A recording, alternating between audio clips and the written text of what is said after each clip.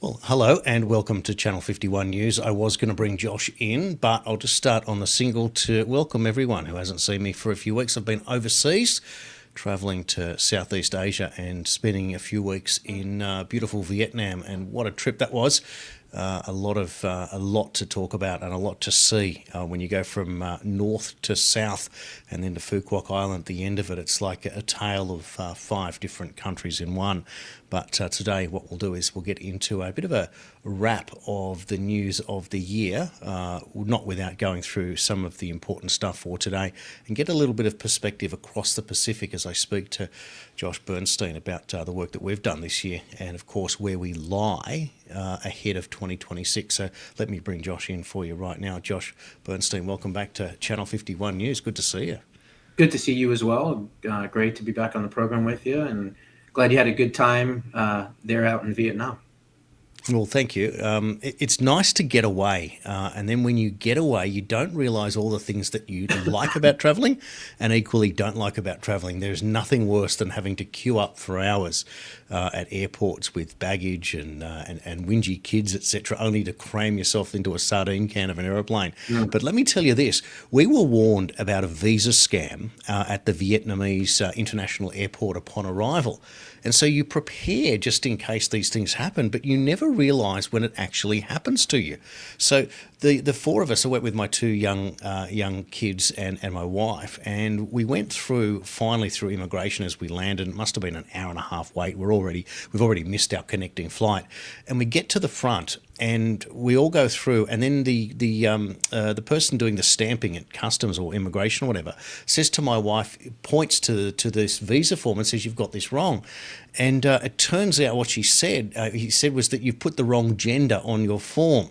And immediately I smelled a rat, and I thought how woke and inappropriate, etc., in this day and age that would be the last thing that anyone would care about today. But in Vietnam, they make a fuss about it. So immediately, because the whole form's in Vietnamese, but my wife printed out what she did, and she knows that she got it all right, of course. Anyway, I said to the person, "Where is the?" Or I pointed to my wife because I wasn't allowed back in. Where does it say on the form gender? Because show me where I'm wrong. Because I could see that there was nothing that mentioned, and of course nothing was. But the scam was to make you go and pay cash to do it again and to push you through. And another lady was there at the same time. She'd also missed a flight, but she'd been to Vietnam once or twice before, and she just dug her heels in and said no. And I said to my wife, just say no, and they did. And in the end, this customs official just goes, "I'll just go through then like that," and we walked through. But we missed our connecting flight anyway. But the point was, for a 60 or $100, this is a scam that they do with a uniform on. I thought that is just horrendous, the type of nonsense that you have to put up with, but that was just part of the trip. Hmm. It's interesting that you brought that up because my mom recently diagnosed with stage 1 lung cancer.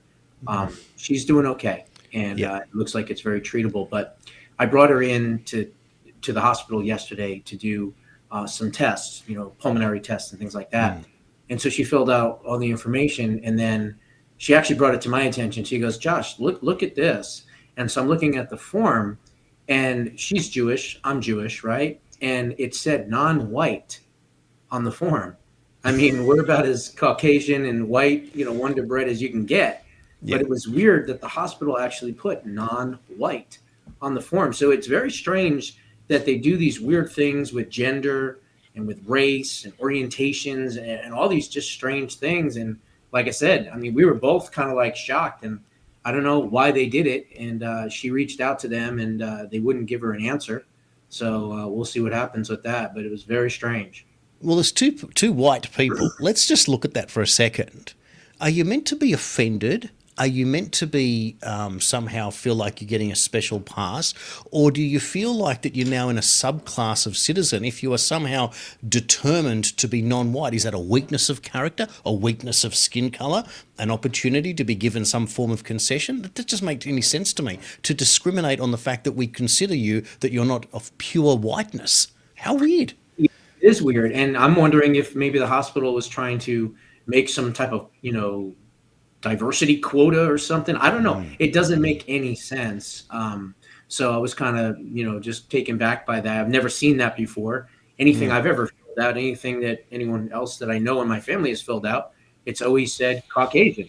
I mean, Mm. white Caucasian. So I was very, very surprised when I saw that. I actually took a screenshot of it and saved it because I was like, just like, wow, I can't believe that. Sent it to my wife, and she was like, that is weird. So, It is weird. but, I'd be interested to hear from people who are watching this if they've had a situation where they've been marked as something that they are not and what they perceive that to mean, whether it was to gain some sort of commercial advantage or whether the hospital, as you're indicating, might be doing it to get an increase of a quota or something like that. A very, very odd scenario. But we are living in crazy times, Josh. And to sort of recap a little bit more about the trip, I got to experience communism versus capitalism within one country. So as we know, the Vietnamese War was fought between the North and the South, and in the North it was supported by Russia and China, and the South supported by the United States. So for those that don't know, the south of Vietnam was the capital, which was Saigon. It's now been renamed Ho Chi Minh City, but don't say that to the locals. They call it Saigon. And of course, the north now is where the capital is in Hanoi, but that is like a communist country by comparison to what you see in the south. And then you go to the middle in a place like Hoi An or Da Nang, and it's just anything goes. It's just the best of, let's say, the best of whatever you can make happen in a much smaller town. But it's really interesting just to see how people in that world live on peanuts a day in terms of finances.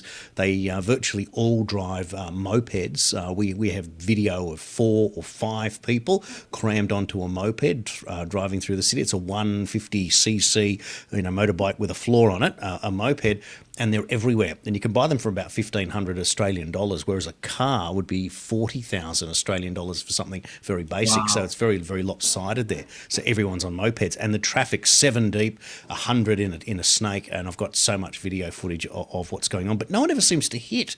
I think the only accident I saw in the entire time I was there was a taxi driver driving up a slip road and hitting the side wall, probably not paying attention on his phone, but that was it. But not one moped hit anyone, and nobody fell off. And I'm just wondering what a comparison it is here to Australia, which when I came back, as I landed, I thought, welcome to Nanistan. I was home in Australia. Gotcha. Well, I mean, obviously, there's more cars than motorcycles out on the roads here in America. That's for sure. I have a motorcycle, but I like to ride off road. I'm not a big fan of being on the streets with the cars. I'm smarter than that. So where I live, I just go off road and get lost in the mountains for an hour or so. Excuse me, I'm getting a little sick myself, a little congested. But, I've seen a lot of those videos in those foreign countries. And you're right, there's like 8 of them on the thing. 2 are sitting in the front on the handlebars, 3 or 4 on the back. A couple are hanging off the edge. I mean, it's crazy. It's just incredible. Like seriously, you'd have a little one in front of the driver, 2 in between, then mum on the back, and sometimes they'd be carrying a ladder or boxes or whatever it was. And it's just how you got around. It was quite incredible.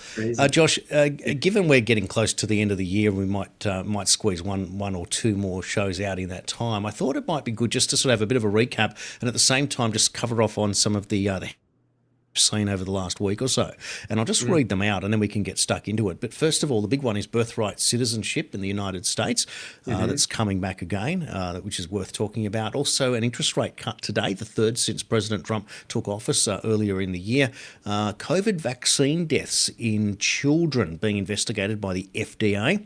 Of course, an update on what's happening with Venezuela, Somalian corruption and the subsequent cover-up. There's also stories today of Ukrainian stories where Zelensky's apparently ordered orphans aged between 8 and 16 to be sent to the Ukraine Defence Force and used as suicide bombers. That's a big story. Now, also the under-16 social media ban that occurred yesterday in Australia that began has received some support in the United States, including amongst a couple of Republicans. That's an interesting story. One Nation here in Australia has recruited former Deputy Prime Minister of the Nationals, Barnaby Joyce, and also rumours that a second big name might be coming across, and I might talk a little bit about that as we go on. Immigration seems to be the big political issue here in Australia amongst those that are not on the left in the country. And inheritance tax has been put back on the agenda courtesy of accounting firm Deloitte. That's a sneaky backdoor way to allow the government, and I predicted this back in 2022, Josh. Castle law is another one where you get to defend your own home with not having to match the weapons of the home invader. And that's all part of as our youth crime here in Australia.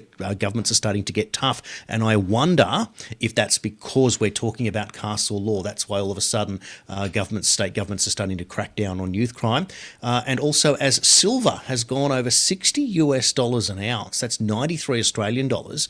So here in Australia, I often measure it by per kilo because you can buy a bar of silver in a 1 kilo block. That's now $3,244 to purchase today, whilst a kilo of gold sells in Australian dollars $207,500 to buy that as well. And if we have any time left, we'll probably get stuck into Sarah Ferguson as she's starting to work out what she's going to do now that she's broken, kicked out of all of the palace trimmings that she's been used to. So there's plenty to talk about there, Josh.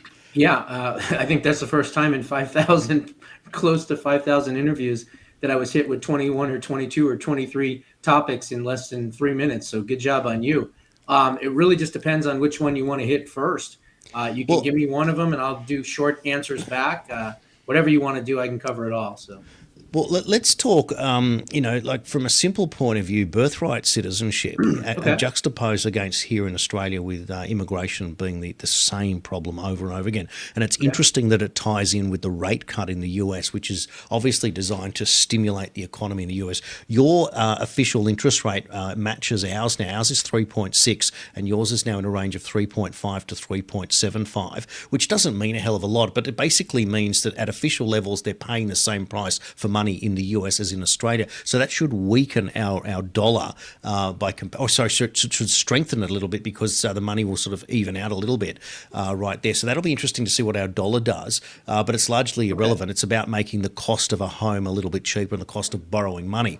So given that, and then at the same time, I'm wondering if that's because inflation levels have eased, and is that because immigration levels, that there is some sort of effect in the US that people are actually leaving the shores? What do you think? Okay, let me address the birthright citizenship clause. Obviously, in the beginning, that was for the children of slaves, and of course, over time, over decades, many years, it was bastardized and it was changed to anyone that comes here and has a baby is automatically a U.S. citizen, and that's really the challenge, because what the challenge is in particular is based on the phrase in the jurisdiction thereof. Okay. And what that basically means is, what is the jurisdiction of that person coming into the United States of America? Are they citizens of another country? Clearly they are. Are they citizens of the United States of America? No, they're not, even though they were born here. So that's where the Supreme Court is going to have to basically look at this and narrow it down to what its original intent was, which was for the children of slaves. So it's subject to the jurisdiction thereof. That's the key right there. What do I think is going to happen? I don't know. This is truly one that I cannot put my finger on it and make a prediction. I believe it'll be a 5-4 decision, but I don't know which direction it's going to be quite honest. I can't really call this one. So we're just going to have to wait and see on this. But the other thing that you were talking about, excuse me, was immigration, right? Obviously. And immigration is something that's obviously at the forefront of everything happening in the United States of America, clearly. And a lot of it has to do with safety issues. It has to do with what I call cost versus value. And if the cost of the people coming in to the country is greater than the value they produce, why here, or anywhere for that matter, would you want to have those people in your country? And I think that that's the fundamental question that this administration here in America is dealing with on a daily basis. And clearly they understand the value versus cost. And that's why when you find out that you have billions upon billions of dollars being built from American taxpayers in what I'm calling Somali soda, basically, these Somali sewer rats that have infected the body politic, have taken over and control the Democratic Party, which has allowed them, based on the size of their community now, to control the Democratic Party in Minnesota. Basically, they said, if you won't do and allow us to steal from all of you taxpayers, we're going to cry racism and we're going to say that you're xenophobic and Islamophobic and all these other phobics. And they basically sold out America. They certainly sold out Minnesota to these folks. And we now found out from DHS Secretary Noem yesterday that 50%, 50% of all 80,000 have fraudulent visas. So right then and there, ICE now going into Little Mogadishu, which is the St. Paul, Minneapolis section of Minnesota, and clearing out the rat's nest. That's half. That's half. That's 40,000 of these 80,000 that should be bye-bye within the next 90 days. So we'll see what happens. Obviously, I've said this before on your show and on many other shows. I want us to concentrate on the 6 or 7 important states in our country, because the left is going to vote how they're going to vote in the left-leaning states. The right's going to vote conservative in the right-leaning states. But it's what happens in those 6 to 7 states that are the swing states that matter the most. They're going to be the ones that are going to control Congress and what have you. So clearing out Dearbornistan, Michigan, and clearing out Minneapolis, St. Paul, Minnesota, even though Minnesota is not technically called a swing state, I think if you get rid of that community, it would be a swing state. And quite frankly, it might even go red, because that's how close it's been in recent elections. But, we've got to concentrate on Pennsylvania, Wisconsin, Michigan, Minnesota, Arizona, Georgia, and North Carolina.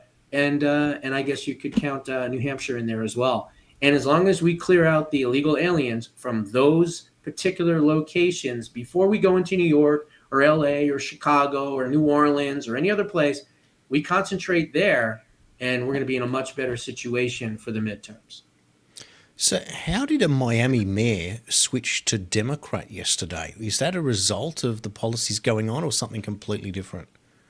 Well, I think if you, and I talked about this yesterday on my own show, there was 175,000 total registered voters that could have voted in Miami, Florida, of which only 37,000 people voted. So that means that 21% participation rate in an election. That's why the Democrat won, because the Republicans are still high on their own supply. They're still kicking back. They're still hibernating from the 2024 victory. And meanwhile, the left is on a rampage. They can taste the blood. They want revenge. They want retribution. They are angry. They are pissed off. And that means they're motivated. So this ought to be a wake-up call. And I said this on my show yesterday. This ought to be a wake-up call to the MAGA base, to the America First, to the conservative movement, because these people are hungry for power, and they're going to do whatever they can to motivate their base to come out. And if we don't get this economy back on track, then, we're going to get creamed in the midterms. And so I think it's still early. I said this before. We got 11 and a half, almost 12 months. A lot can happen in that time frame, but we've got to get this economy back on track, and we need to get it on track quickly, because if we don't, I understand the 20.25 basis point drop today, but let's not forget, the minute they took Dementia Joe out of the race, the next meeting when Kamala was the nominee, they dropped 0.75 basis points to help her. Meanwhile, we've got this trickle of 0.25, 0.25, 0.25. They are purposely making it difficult for the economy to recover. One person's doing it, Jerome Powell. Thankfully, he's up in the next few months.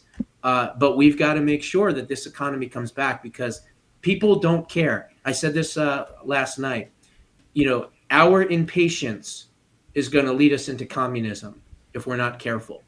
We cannot be impatient here. We've got to sit back. We've got to look at what has already been accomplished. But the American people don't care. 8 wars, okay, that's great. What's in my pocket? The commercial, the Visa, what's in your wallet? That's what they care about. What's in my wallet? What's going on for me? And that's the selfishness of the American people. And quite frankly, I think all of us have a little piece of that. We all want what's best for ourselves and, of course, for our community and for our country. But we have to understand that we have to be patient, because if we're not patient, we're going to bring ourselves right into communism. And that's what they want. That's why they're stalling. They can't stop us, but they certainly can slow us down. And clearly, that's what's been happening. Well, you have the same frustrations over here, and ironically, here where we have a left wing government in office in its second term, and you would think that that would rile up the Australian opposition to want to fight back, but they keep falling over themselves, the Liberals and the Nationals. The one good thing that they've done is that they've walked back now net zero, which gives them a real point of difference. But what it's doing is that it's opening it up to the to One Nation as kind of the most popular of the third parties to gain support. But of course, then there's this undercurrent of frustration within those who have been in the One Nation party, who have left the party, including a lot of brand name politicians who've joined and since left, realising that there's something not quite right inside that party, despite the fact that former Deputy Prime Minister Barnaby Joyce has now joined the party, and there are rumblings that there will be another high-profile politician, coalition politician, joining as well, and some speculating that it might even be Jacinta Price, which would be the most ironic thing in the world, that an Aboriginal Indigenous lady would be joining One Nation, the party of the so-called racists and xenophobes. How ironic would that be the case if she did that? But what it would say is that there are now prime pickings for a real switch in this country. And so the behind the scenes, therefore, would be, well, how do you then consolidate that type of power to make it effective? Because if One Nation was to get, say, 18% and the Liberals dropped to, say, 18%, they're not going to win any seats in the lower house. And Labor, despite only having a third of the vote, might actually increase its majority from an already incredible 94 seats out of 150 to over 100. And that's where it just becomes crazy. So there's a real urgency in Australia to get our shit together in terms of supporting a particular political party and not letting this this Liberal National coalition behave as a uni party. But this whole idea of survival is just odd, and the timing of which is the most frustrating, because as you're saying, we do need to pick up momentum both here and in the US to be able to get things to happen. But I just find it odd that in the US, where you are changing things at a big rate economically, there's still a willfulness within the Democrats to want the economy to fail so that they can usher in their stupid plans that are only going to lead to more failure.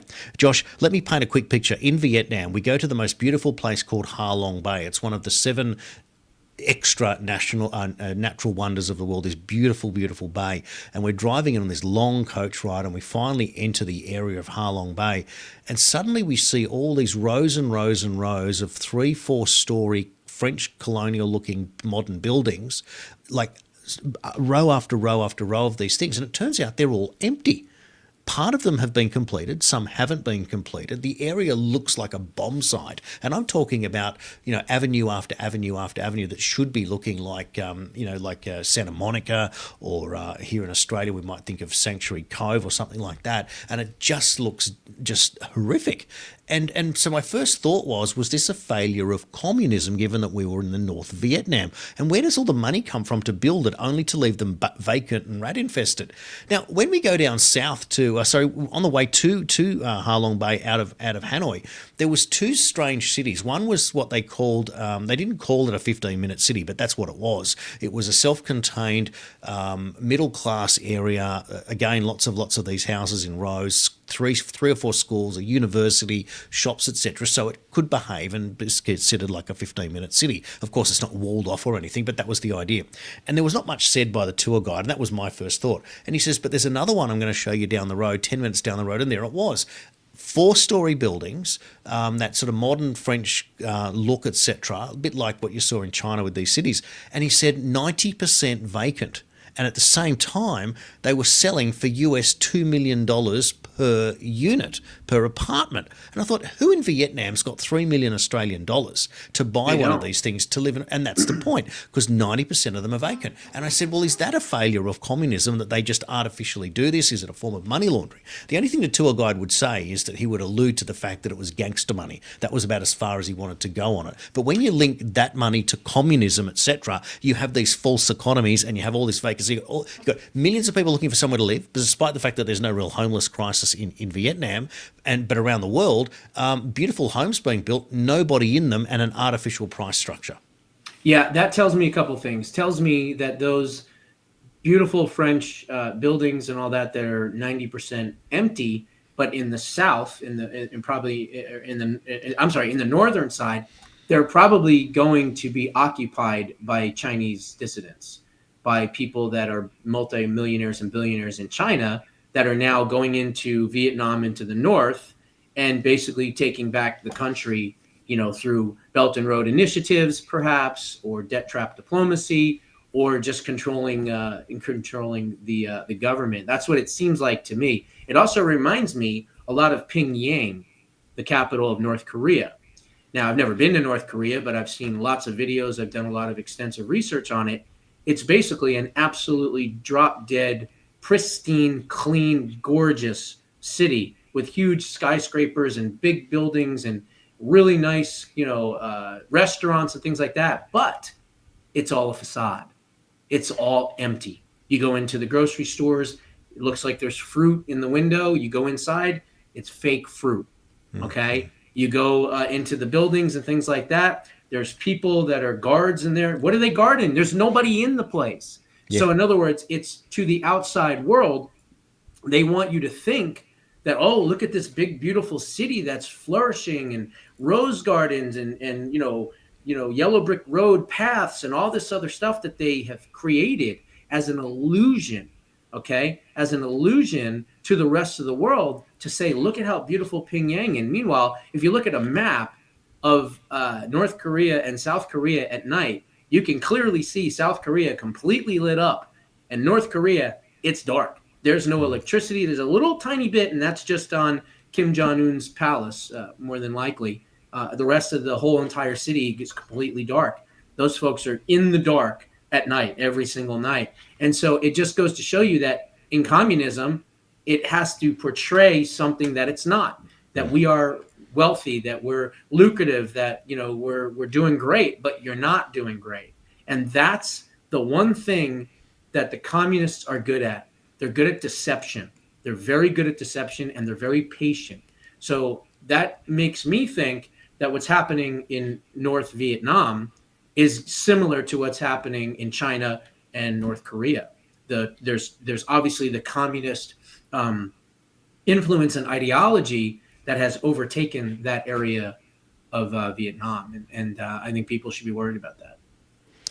Well, the other thing that was interesting was we walked into a beautiful coffee shop in one of the cities, and it was run by this lady that looked like she was a Swedish supermodel in her 40s. This glamorous, beautiful lady in this beautiful shop.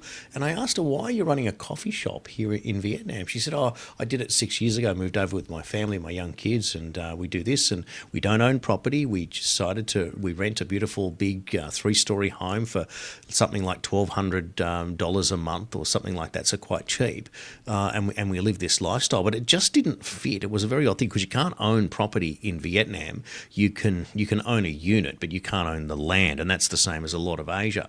But what surprises me is how little people can live on, but how expensive property is. And it would basically be because of scarcity and the amount of people, etc. But there are just so many high-rise buildings, and yet they are vacant, and it just doesn't make any sense. So what I wanted to do was just switch now in this story today, and just sort of mention here that Deloitte's accounting here in Australia came up with some new business models, taxation models for Australia going forward. They like the idea of raising the tax-free threshold into the 30,000s, up from 18,000, but at the same time having a flat 20% from there. But also this idea of an inheritance tax, and that's something that's a real no-no here in Australia. One, because there's no capital gains tax on your own home, but of course this was always going to come. And if Labor had brought it out themselves, they would have been cut off at the knees. But when Deloitte does it, it now allows the government to say, well, it's come from an accounting firm and we trust our accountants to give us the great economic understanding of what's going on. So yes, we need more money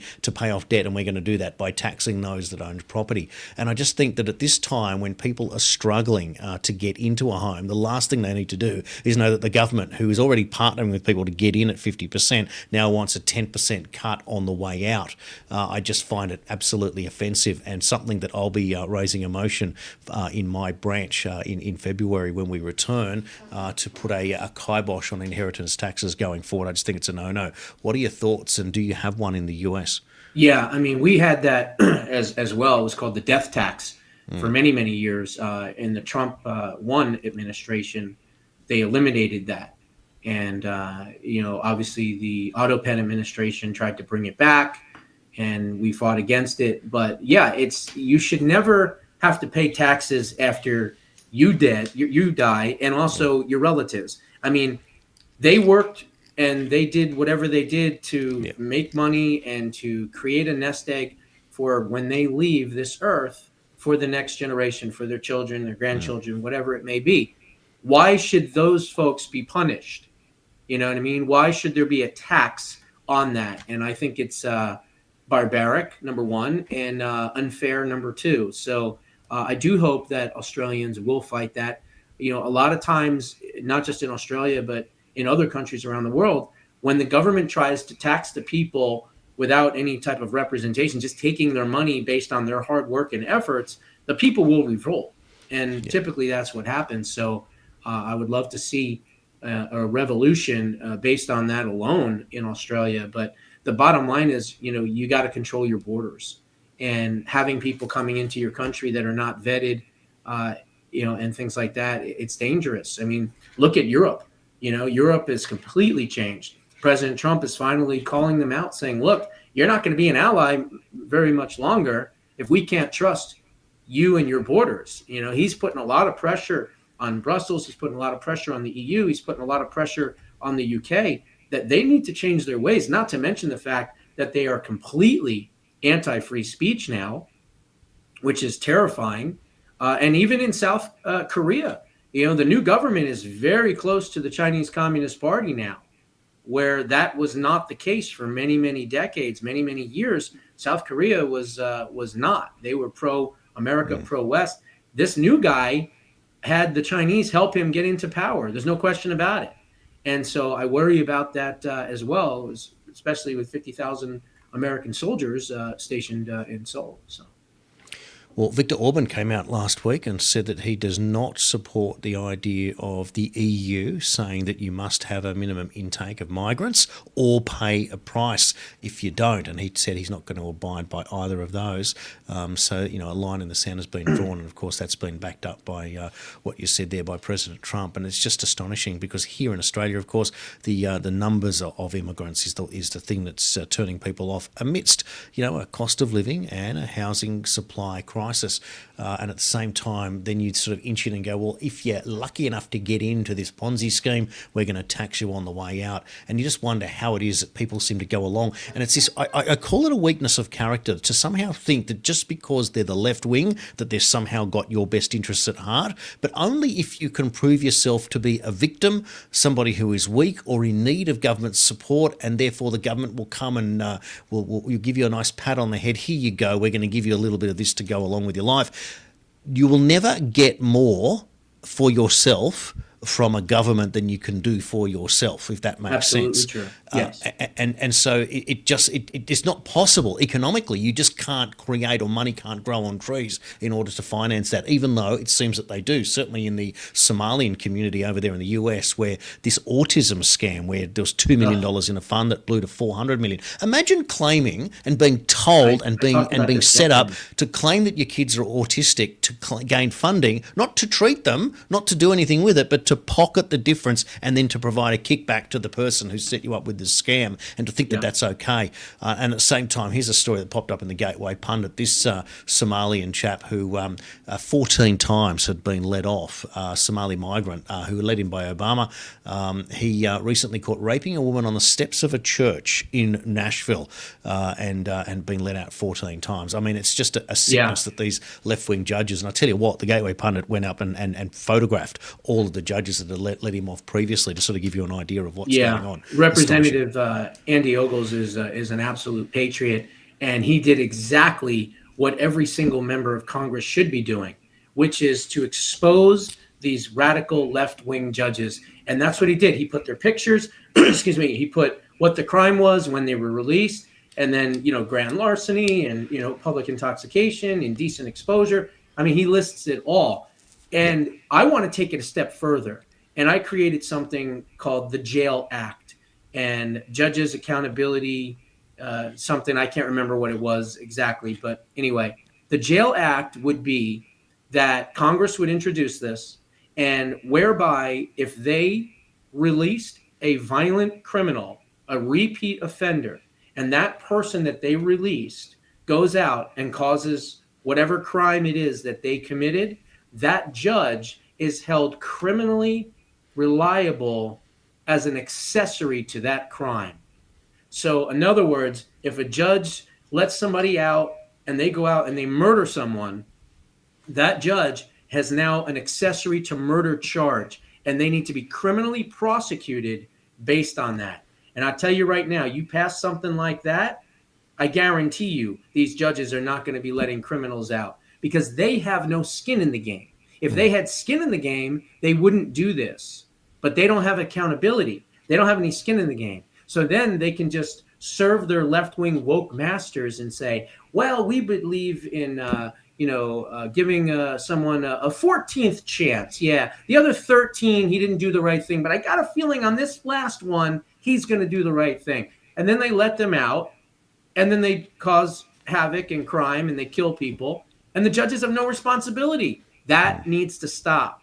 They need to pass what I call the Jail Act. It's actually on my X account, but it was like judges accountability for, I can't remember, something incrimination and legal law or whatever. I don't remember what it stands for. I wrote it a while back, but the premise is there.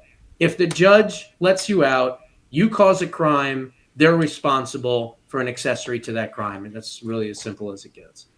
When you drive a car and you run up the backside of the car in front, it's automatic negligent driving because you ought to have kept an appropriate distance. And that's, of course, Correct. if the police arrive and they will issue a ticket. That's what they're supposed to do.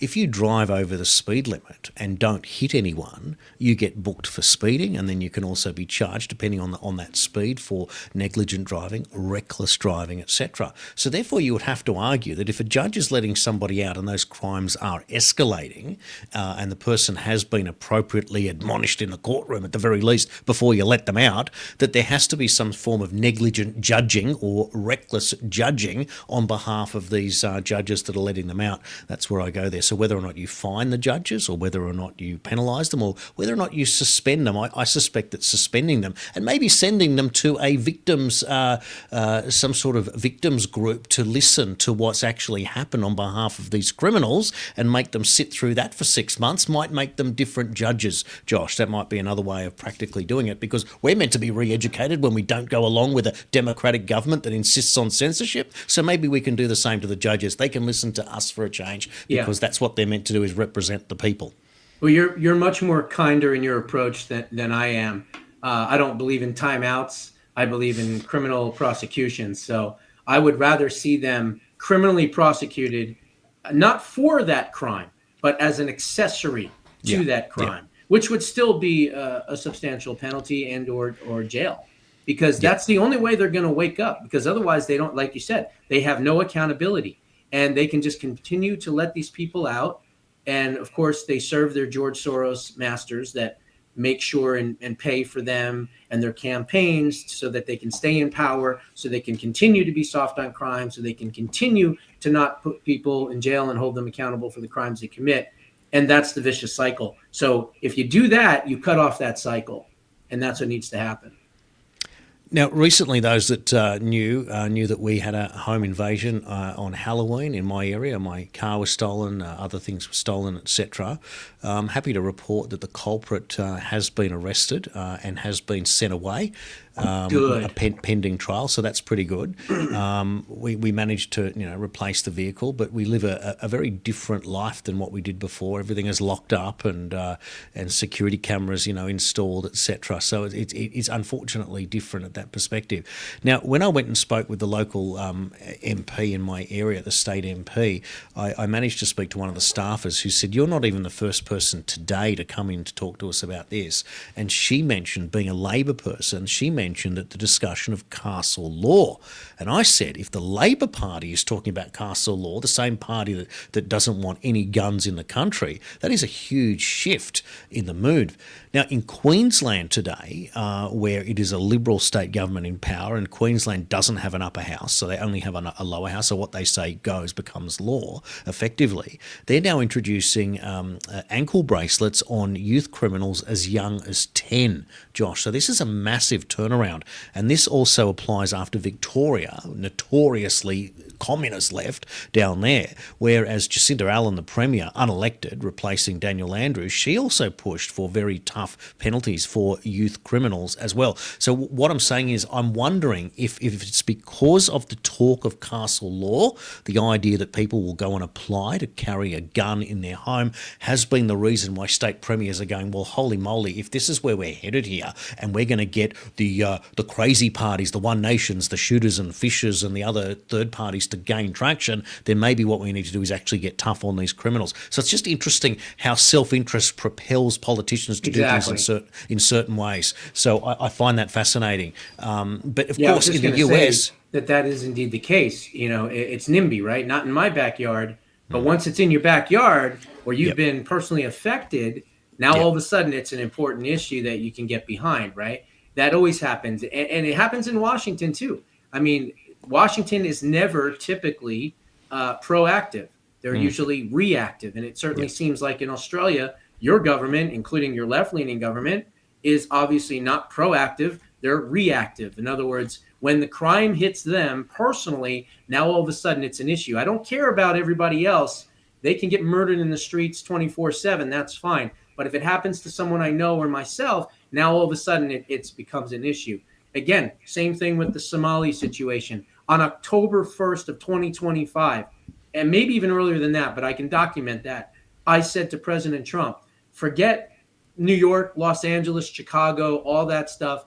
Go into, and I said, Little Mogadishu, which is the St. Paul, Minneapolis area, clean out the rat's nest, and go into Dearborn, Michigan. Well, guess what? Here we are. And it took $8 billion scandal for the president of the United States to finally act and go into the Somali areas and Dearborn and everything else. So everything that I've been talking about, again, it's not, I have a proactive approach. They have a reactive approach. And that's the issue. We've got to get these politicians to be proactive rather than just reactive. Josh, we've only got a couple of minutes left, and we thought that 2025 might head in a certain direction. And of course, anyone who is a President Trump supporter has been, at least since 2018, looking for justice for crimes committed by people in power against those that they're meant to represent, whether that be against children, crimes against humanity, etc. Are we any closer as we move to 2026 with Kash Patel, Dan Bongino, Pam Bondi, others, etc., involved? Do you think that we're going to get to see anyone perp-walked, held to account, and a real change that's going to affect the way that we see the United States in a world of justice? Or have they done enough in running interference that we're just going to see this clock run out and nothing change? Well, I think a lot of people think it's the second part, let the clock run out and not see any changes. I've said this before, and I say it again. You're not going to get convictions in Washington, D.C. You're not going to get convictions in New York, New York. You're not going to get convictions in any other blue area. But if you can get the cases and grand juries put in Florida, now you have a very solid chance at getting convictions. I still believe they're working on a criminal conspiracy.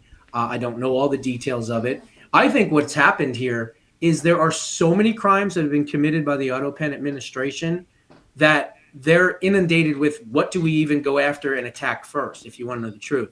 So I hope that they understand that the key to everything is the Otto Penn scandal.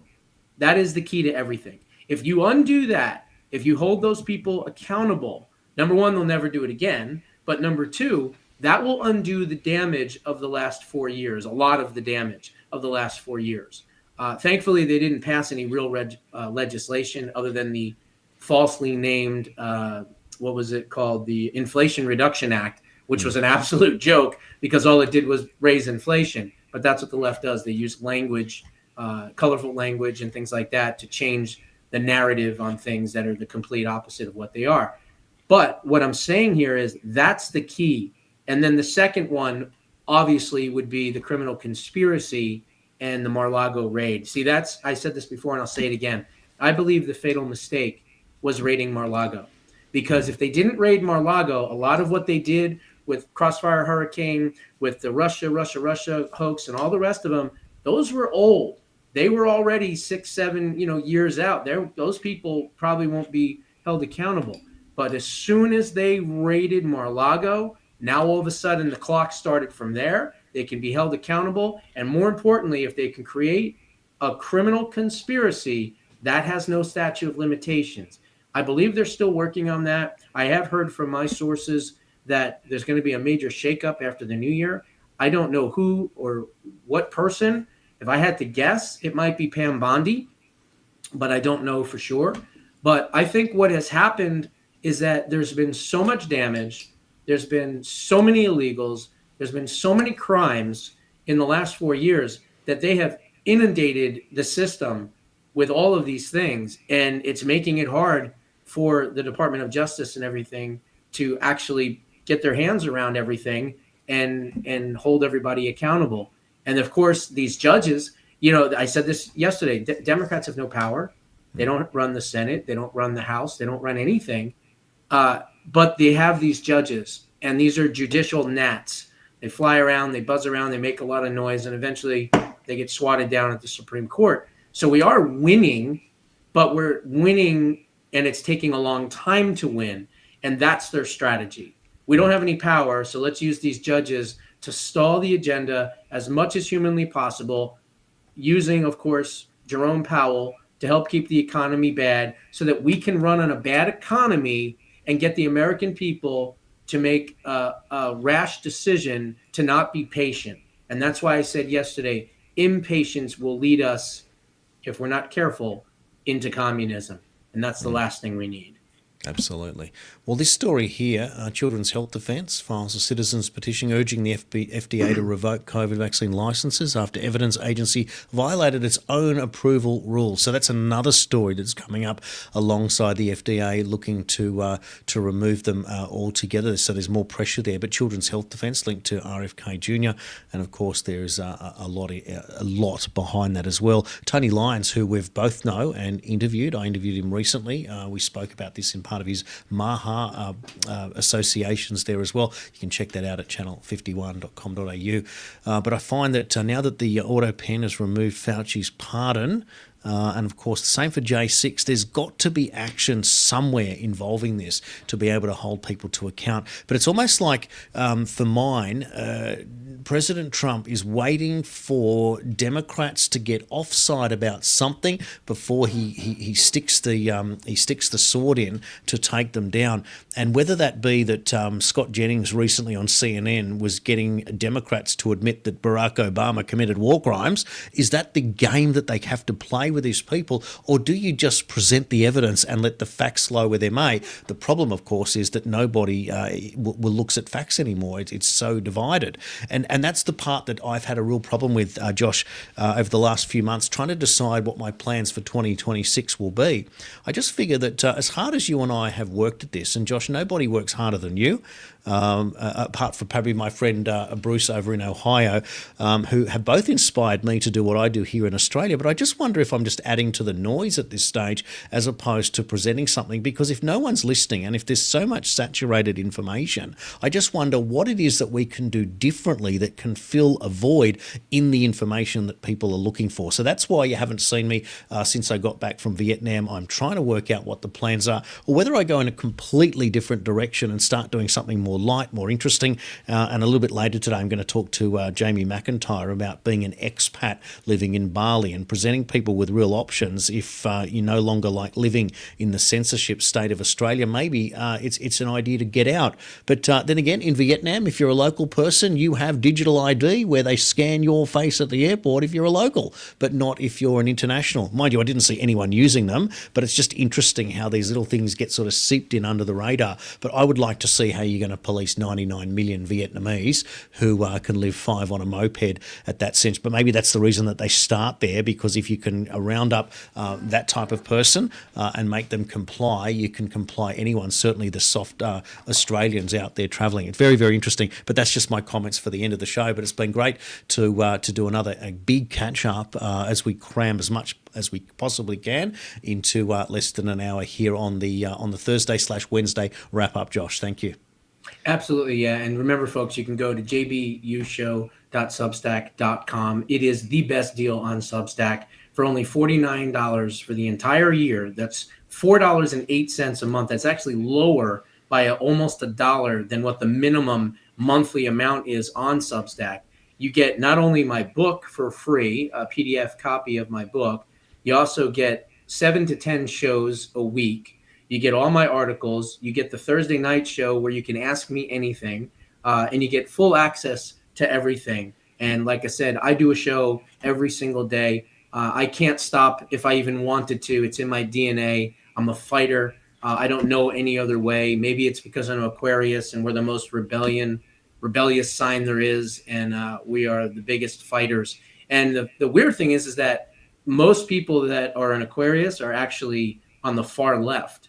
I mean, there are exceptions, of course, myself, Abraham Lincoln, Ronald Reagan. There's been some great people that were born in February, but most of them are on the left, but not me. I've always been a fighter. I've always been someone that's been rebellious. Clearly, it's cost me a lot for the things that I've said throughout the times, but I wouldn't change anything because I've been true to myself. And one thing I can say to you about your comment about an echo chamber, as long as you are true to yourself and you are consistent with your message and never lie to your audience, which I know you don't do and I don't do, they will find you because people will seek out authenticity and real news. And is it harder these days? Yeah, because everybody thinks they can do what we do. And we know that that's not the case. Okay. We have a certain skill set. We have a certain seasoned ability to do this. We're good thinking on our feet. We're articulate, and we can get the message out, and we can motivate and move people. So when we encounter people like that, as we have and been friends for a long time, I would do nothing but encourage you to continue to fight for Australia, continue to fight for the rest of the world, and help us fight here in America. So hopefully we'll do many more of these shows together. Fabulous. Well, my recommendation for Christmas is to go and spend 75 Australian dollars at jbushow.substack.com, and at the very least you'll get a digital copy of Josh's fabulous book. That alone is worth the price of admission.